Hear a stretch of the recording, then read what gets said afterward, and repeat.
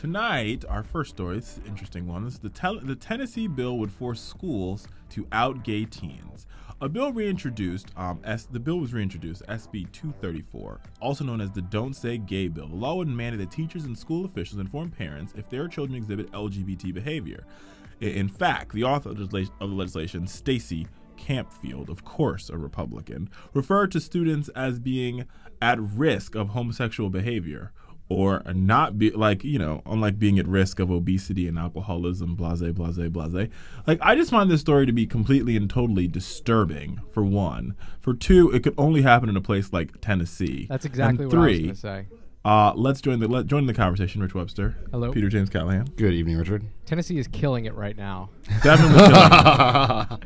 They are just on point with the laws. I completely agree with you. I think this law is obscene. They get the pulse of the nation. And there's not more important things for teachers to be doing when there's all this like violence in our schools and other issues. They got to figure out who the gay kids are. Isn't Tennessee ranked like 5th to last or like 3rd to last in like test scores for schools and stuff like that too? So like dumbest kids in the world, you really want to be trying to figure out which ones are gay or not instead of teaching them how to read. Yeah, so you can tell their parents, so then they'll run away from home. Yeah.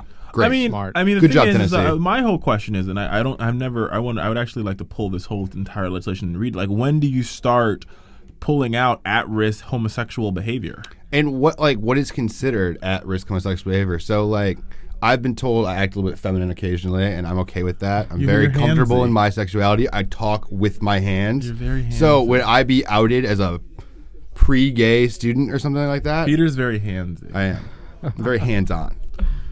Hands-on is different than handsy. Just for the record. They automatically out everyone in the theater club? Yeah, pretty much. Like, anyone who likes Glee, note gets sent home to your parents. Kid's got to be gay. I want to see what that note looks like, too.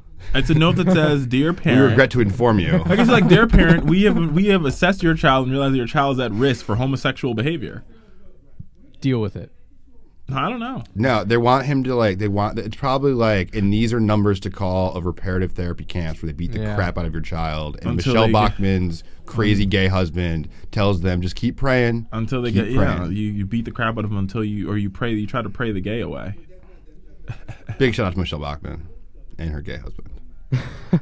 I don't know. I mean, I just think the story is, one, disturbing. Two, it's like, I mean, only Republicans would bring up such a piece of legislation like this. I just don't get it. And it's like they're all about small government. Yeah, that's what I was going to say. They're all about, keeping government out of our lives. This is the problem, though, because I think it's a little bit of, it's hypocritical to say we're about small government, we want to keep government out of our lives, but yet we want a government to control a woman's uterus, we want a government to control whether or not your kids are gay, or tell you whether or not your kids are at risk for gay behavior. We want the government to tell you that you should pray in school, but we don't want the government to, we don't want them in our pocketbook, we want them up a woman's vagina.